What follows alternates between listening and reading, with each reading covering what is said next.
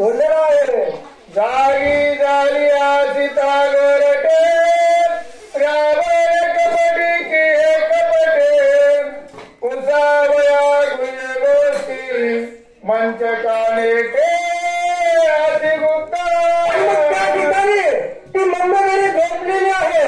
पण हनुमंतराला वाटू लागले की सीता पण ती झोपलेली. आणि आता या ठिकाणी राजा रावणी यांचं संभाषण होईल आणि यांची काय कथा यांचं काय बोलणं हे ऐकण्यासाठी आणि हनुमंतराव गुप्त वेशात त्या ठिकाणी बसले आहे. सभेची देखोन याती विघ्न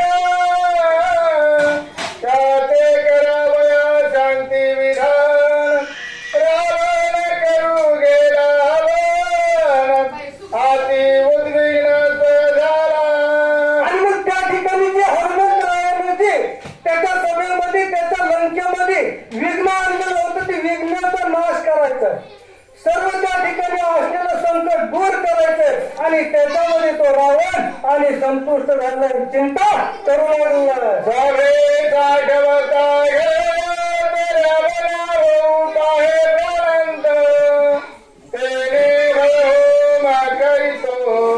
विघ्न शांता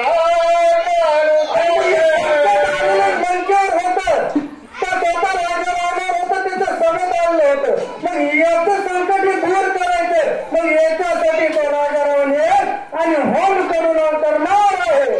मांडो या लागी एकली मंदोदरी निधली देखिली सेजे वडे हनुमान मानी सीता सुंदर निध दिवारे निश्चिंता. पण अशा अवस्थेमध्ये त्या ठिकाणी हनुमंतराव गुप्त अवस्थेत आहे.